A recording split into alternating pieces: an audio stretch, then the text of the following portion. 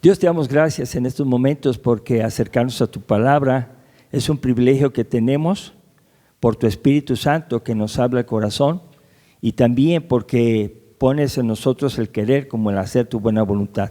Te suplicamos que nos ayudes a entender el mensaje y que también nosotros pongamos la fuerza necesaria para hacer lo que aprendemos. Gracias, Dios, por tu dirección. Bendice a todos los hermanos en Cristo en el mundo entero, que tu nombre sea glorificado y todo sea para tu gloria. En nombre de Jesús. Amén. Amén, amén. El juicio de Dios es justo, es el tema del mensaje de hoy. Y estamos siguiendo la secuencia de Romanos. Leer un pasaje, un versículo aislado, no sirve para sostener una enseñanza. Tenemos que leer todo el pasaje y por eso Romanos es un libro, sino que se escribió primero, el más importante por las enseñanzas que tiene. Algunos cristianos se enojan o se pelean por doctrinas que dicen que están ahí, pero antes de hacer cualquier aseveración, tenemos que conocer todo el mensaje. El mensaje de hoy es: el juicio de Dios es justo. Y la palabra juicio proviene del latín iudicium. El juicio humano se puede decir que es la facultad de la razón que permite distinguir entre el bien y el mal o entre lo verdadero y lo falso. El juicio humano es un juicio que se lleva a cabo por personas que están preparadas para eso. Se dicen licenciados en Derecho o abogados, y siempre va a haber una parte defensora y una parte acusadora para discutir un asunto que hay entre dos personas por situaciones que no sabemos. Y autoridades, es el juez, y ya hay diferentes instancias de los juzgados, y lo que pretenden es, mediante evidencias, determinar quién tiene la razón. A ver, si las dos personas no están de acuerdo, al presentar evidencias se va a decidir quién tiene la razón. Para eso son los juicios. Pero el juicio humano es un juicio que puede ser perfectible porque se equivocan, porque no llevaron las pruebas, porque les faltó un papel, porque el otro hizo una maniobra que es corrupción y consiguió la voluntad del juez, aunque fuera mentira. El juicio humano es un juicio que a lo mejor nadie de ustedes ha ido a un juicio, tal vez no, pero todos hemos tenido un problema, todos, me incluyo yo. Cuando alguien dice, es que usted hizo esto, yo le dije, no lo hice. Sí, usted hizo esto. Yo le digo, ¿en qué momento? Y ahí empieza la diferencia de tratar un asunto. Y entonces las personas que ven dicen, ¿a quién le hago caso? ¿Quién tiene la razón? Y por eso muchas personas, y es correcto, debemos escuchar, si son dos personas, las dos versiones, de un lado y de otro. Y aún así, podemos tener sorpresas porque algunas personas mienten cuando se les pregunta, ¿hiciste esto? Dicen, yo nunca. Y entonces no puedes obligar a una persona que diga que sí, aunque la otra persona le está acusando, sí lo hiciste. Ese no es el caso del juicio de Dios. El juicio humano es un juicio que tiene muchos errores y por eso a veces nos pasa lo que nos pasa. Juicios o problemas, discusiones en familia, al interior del matrimonio, al interior de los hijos o con los vecinos o con familiares lejanos. Pero el juicio de Dios es justo y eso es lo que queremos aprender el día de hoy, porque los que creemos en Dios creemos que Él está juzgando todo, que Él conoce todo. Y para que ustedes más o menos tengan una introducción, voy a pedirles que abran su Biblia en San Juan capítulo 2, versos 23 al 25. Y con eso les voy a decir algo que es muy, muy serio, pero muy serio. Jesús conoce todo. Yo los veo a ustedes y ustedes me ven a mí y no podemos saber lo que estamos pensando. San Juan capítulo 2, versos 23, 24 y 25. Y lo voy a leer para introducir el mensaje. Dice así: estando en Jerusalén en la fiesta de la Pascua, muchos creyeron en su nombre. viendo las señales que hacía. Pero Jesús mismo no se fiaba de ellos, porque conocía a todos. Y no tenía necesidad de que nadie le diese testimonio del hombre, pues él sabía lo que había en el hombre. El mensaje de Dios es que Jesús conoce lo que hay dentro de cada persona. La Biblia lo dice. Él no tenía necesidad de que le dijeran quién era el hombre, qué pensaba y qué hacía. Dice aquí que él sabía lo que había en el hombre. Y cuando yo estoy aquí, ustedes no saben lo que estoy pensando, pero Dios sí. Y cuando usted está allá, usted no sabe lo que no sabemos qué están pensando, pero Dios sí. Y esa es la cosa que tenemos que aprender. Yo estoy delante de Dios descubierto. Para Él todo lo que yo hago, pienso, digo, es transparente. Él no puede ser engañado. Y algunos piensan que se pueden portar mal y venir al templo y portarse bien. Y que Dios los va a perdonar. Hermanos, con Dios no se juega. Con Dios es una cosa muy seria. ¿Qué es el juicio en la Biblia? El juicio es el proceso por el cual Dios pide cuentas al pueblo de su conducta y determina en consecuencia su destino. Es un proceso donde Dios está pidiendo cuentas a su pueblo, a los que hemos creído en Él. Y nos va a pedir cuentas porque Él sabe todo lo que hemos pensado, dicho o lo que hemos hecho. Inclusive lo que hemos dejado de hacer. Y Él va a pedir cuentas. ¿Pero para qué pide cuentas? Pues depende de que nosotros hayamos, de alguna manera va a determinar la consecuencia y a dónde vamos a ir. Vamos a ir ahondando más en esto. No crean que decir soy cristiano te salva. No crean que decir soy pastor ya estás. No. Porque Dios no se deja llevar por las apariencias como los juicios humanos. Ni Dios recibe nada para cambiar su opinión. El juicio de Dios es justo, hermanos. Y tengamos cuidado. Entonces, cuando alguien diga algo de mí, yo tengo dos opciones, que es litigar con él, llevarlo a un juicio humano, o decir, Señor, voy a confiar en tu juicio, porque tu juicio es justo. ¿Con quién va a estar más seria la cosa? Hermanos, con Dios. Porque Dios no va a decir solamente, ay, mira. No, Dios sabe todo. Por eso no me preocupa a mí contestar cosas que me pueden acusar. Yo solamente digo, Señor, cuido mi vida para hacer tu voluntad y no caer en desobediencia. Y vamos a ver Romanos 2:2. Ahí dice claramente Romanos 2:2 que el juicio de Dios es según verdad.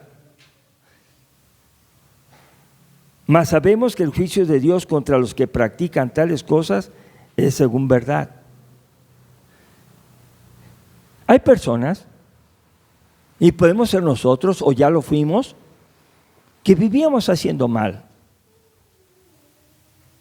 Y que pensábamos que la gente no se vea. Yo no sé qué pasó en su vida. Ustedes no saben qué pasó en mi vida. Pero Dios sí sabe. Y a todos los que obremos mal, nos va a juzgar Dios.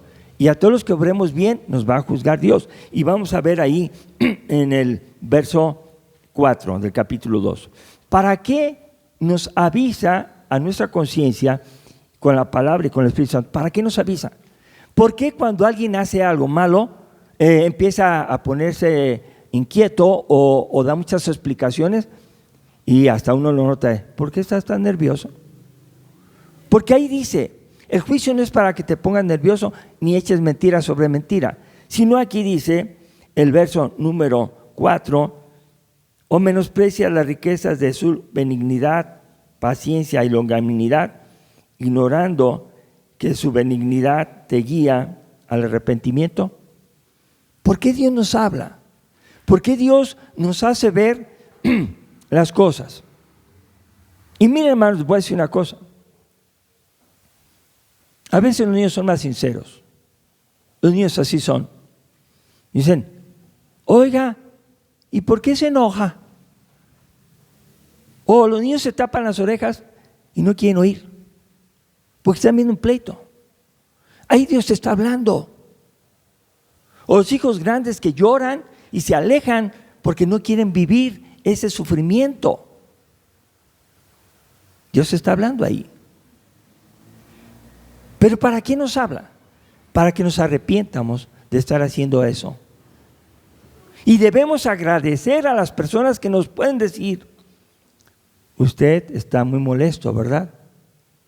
Entonces yo digo: híjole, ¿qué hago? ¿Me enojo más? ¿Le contesto feo o me arrepiento? ¿Qué dice la Biblia? Me conduce al arrepentimiento.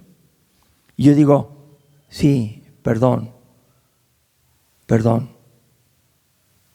Hablemos más tranquilamente. A eso nos guía el arrepentimiento, no a gritar más. Ahora, el hombre toma una decisión. Vamos a ver qué hace el hombre. En vez de arrepentirse y ablandarse y bajar su pleito, su enojo, dice el verso 5: pero por tu dureza y por tu corazón no arrepentido, atesoras para ti mismo ira, para el día de la ira y de la revelación del justo juicio de Dios. Bueno, no te quieres arrepentir.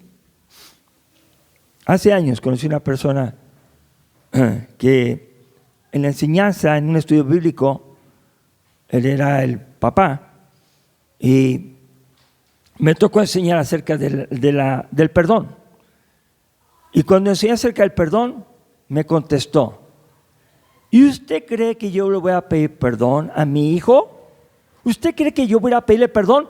Nunca le voy a pedir perdón. Yo soy su padre. Yo no le pido perdón a él. Que se aguante. Era cristiano. Vivió y ya murió. ¿Cuántas personas son así? Atesorando ira para el día de la ira. Estableció una autoridad que no deben de tener. Debemos tener una dirección hacia el arrepentimiento. Pero si uno se endurece el corazón, no podemos hacer nada más que orar por él o por ella. No discutan. Oren por esa persona. Que Dios tenga misericordia y que se arrepienta.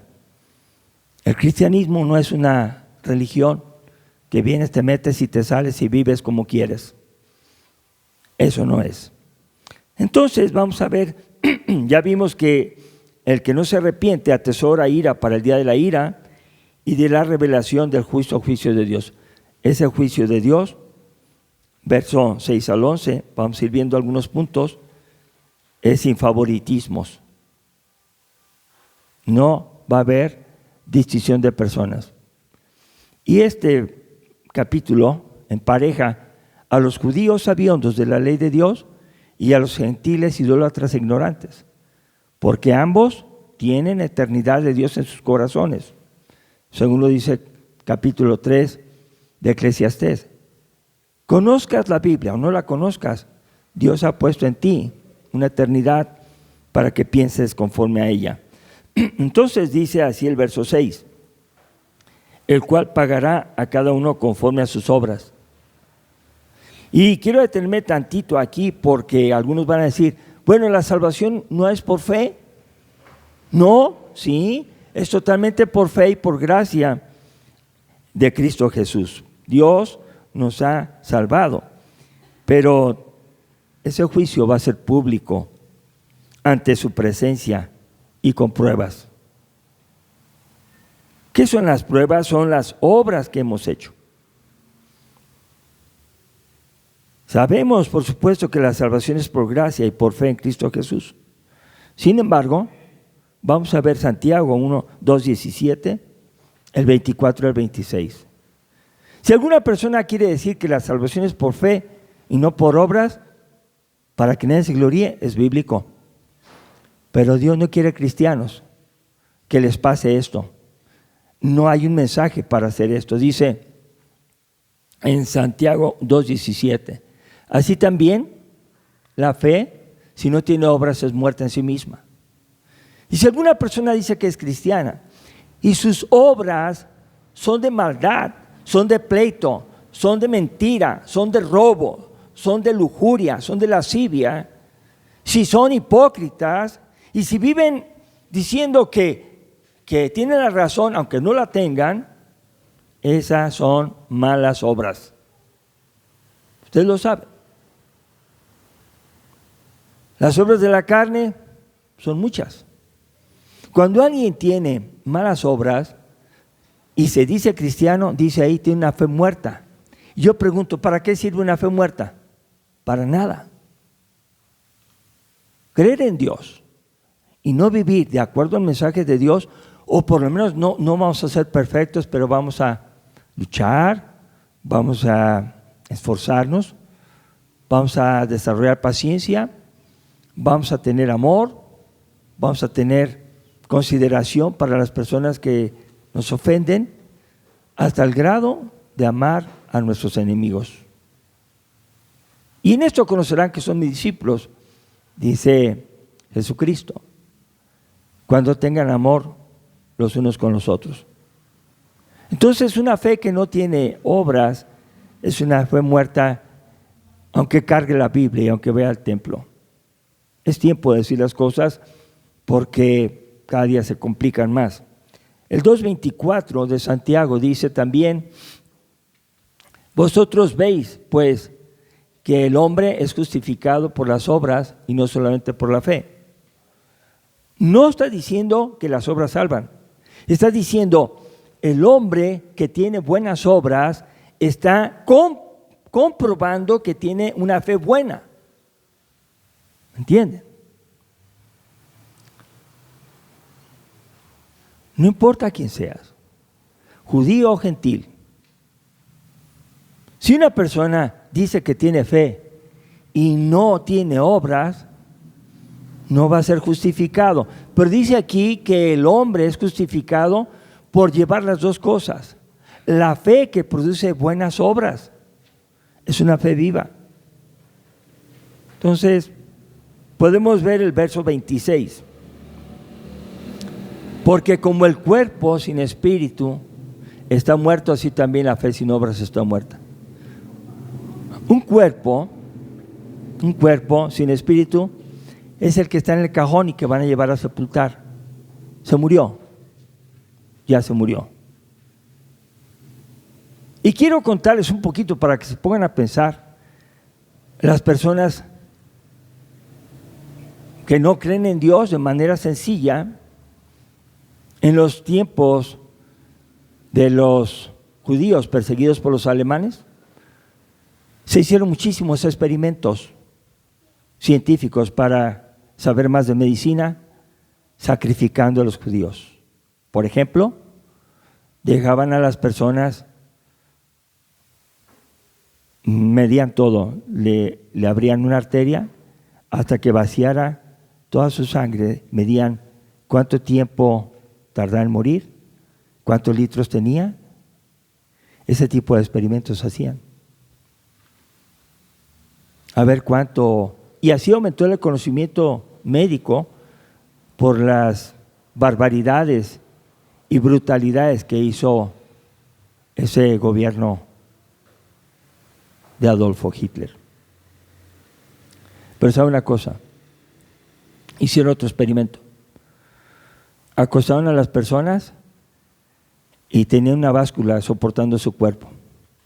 Y ellos querían saber con la cabeza, con el conocimiento científico, si la persona al morir dejaba de pesar, o sea, cambiaba su peso, porque se salía su alma, su espíritu, y los pesaban.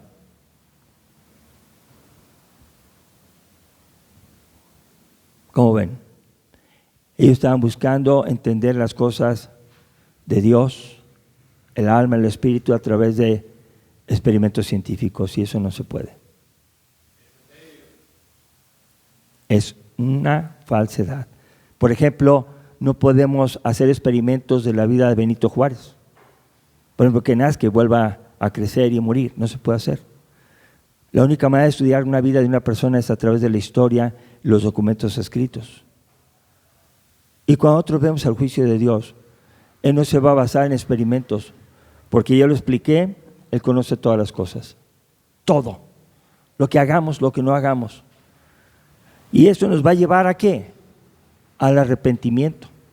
Cuando yo escucho este mensaje, lo que me hace pensar es cómo vivir mejor cada día, agradando a Dios, porque Él dio su vida por mí en Cristo Jesús y yo debo agradecerle cada día mejor con mi esposa, con mis hijos, con mis nietos, con quien sea.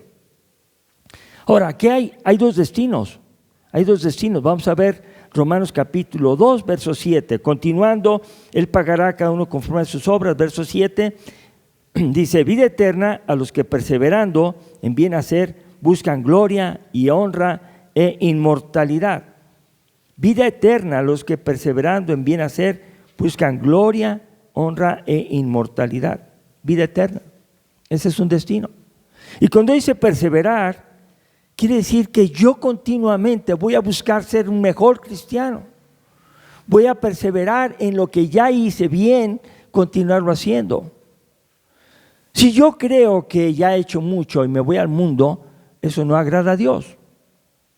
Dice perseverar en bien hacer. Entonces, cuando alguien nos dice estás haciendo mal, prende la alarma espiritual que tenemos y decimos, híjole, me porté mal. Y uno tiene que decir gracias y perdón. Nadie lo puede hacer si no tiene el Espíritu Santo.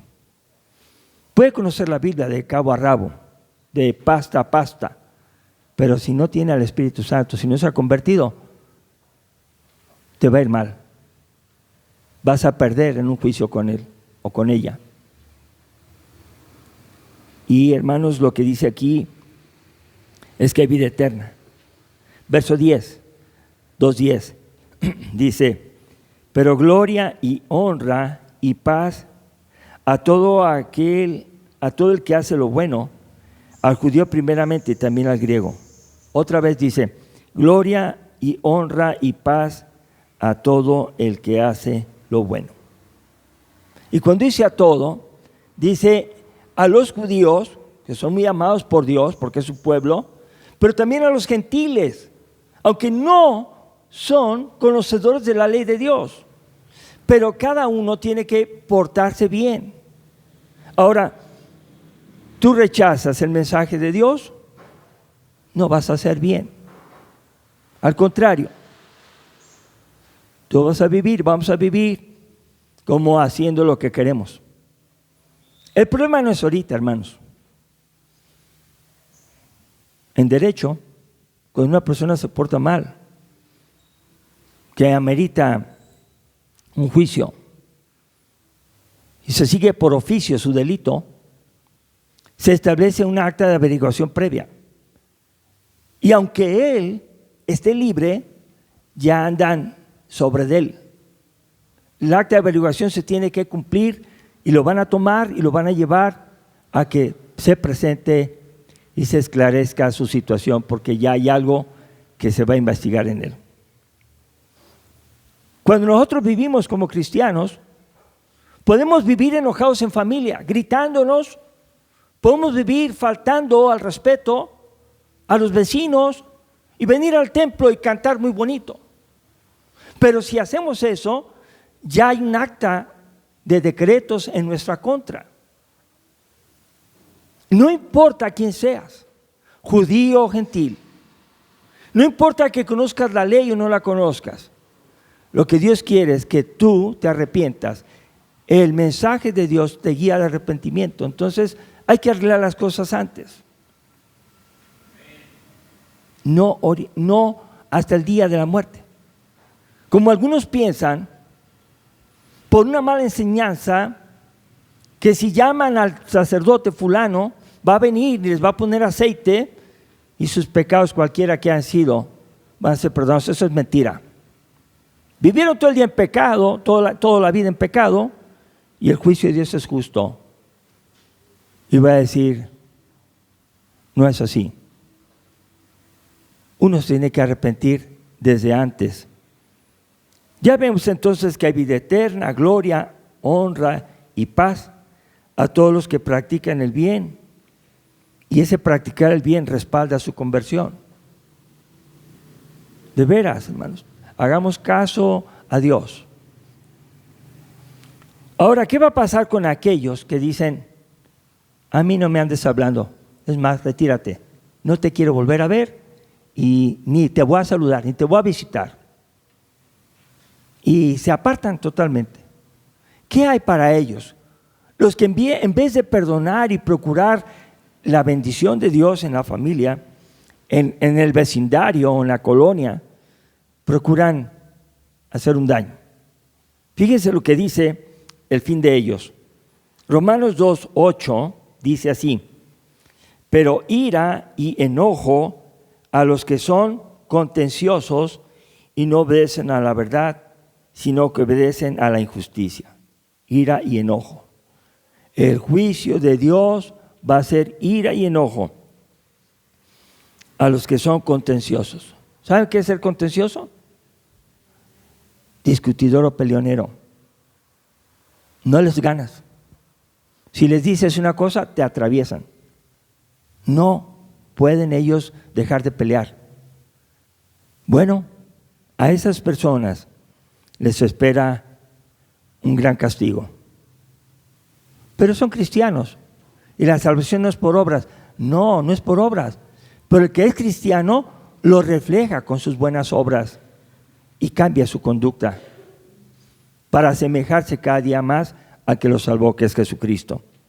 Eso fue el verso 8. Ira y enojo a los que son contenciosos, peleoneros y no obedecen a la verdad. Son mentirosos. Son mentirosos. Dice aquí, sino que obedecen a la injusticia. O sea, son injustos también. Injustos. En realidad, hermanos, lo que tenemos lo hemos recibido de Dios. El milagro de la vida es milagro de Dios. Vivimos porque Él nos permite vivir. Hemos trabajado, hemos ganado dinero, pero porque Dios nos ha dado la salud. Y uno tiene que pensar que todo viene de Dios. Es una bendición y a Él tenemos que honrarlo. Pero las personas son injustas porque dicen, yo gano el dinero en lo que yo gasto el dinero en lo que yo quiero, no importa. Dice aquí también el verso número 9, dice, tribulación y angustia sobre todo ser humano que hace lo malo, al judío primeramente y también al griego. Si ustedes se fijan, versos 9 y 10, al que hace lo bueno, dice gloria, honra y paz a todo el que hace lo bueno, judío primeramente y también al griego. Ahora, al que hace lo malo, tribulación y angustia, al judío primeramente y también al griego. No hay separación. Entonces, hermano, no te preocupes cómo es la gente.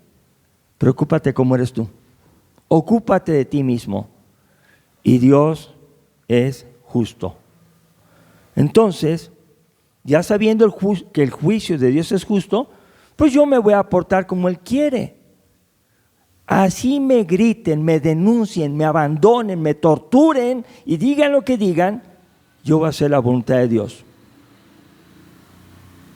Pues a eso fui llamado, a seguirle. ¿Tiene un costo? Sí, tiene un costo. Y porque no eres como los demás, porque no haces lo que ellos hacen, la gente no les caes bien, no le hace. Conclusión. Debemos compartir el amor de Dios en este tiempo de oportunidad antes que sea demasiado tarde, porque está establecido para los hombres que después de la muerte solo queda esperar el juicio de Dios. Hebreos 9:27. Está establecido para los hombres que vivan una sola vez y después solamente queda esperar el juicio. Fíjense cómo ahí está, que no suceden las cosas en el momento. Tal vez yo puedo portarme mal y no pasa nada. Y otro día me porto mal y no pasa nada. Pero cuando llegue el día, ahí lo menciona también, que no vamos a escapar del juicio de Dios. Estaremos ahí. Aunque Jesús sea nuestro Salvador, pues tendremos toda la oportunidad de presentarle, hermano, lo que pudimos hacer cada uno de nosotros. Entonces ahí está, vamos a ver Hebreos 9:27, y ustedes anótenlo ahí tienen su apunte, porque hermanos, hasta ese día se va a juzgar todas las cosas que se hicieron bien o mal. Cristo nos salva, pero no debe haber duda de que nos salva para hacer buenas obras. No nos salva para vivir haciendo la maldad. Y entre cristianos podemos animarnos y decir, a ver, hay que mejorar esto porque Dios quiere.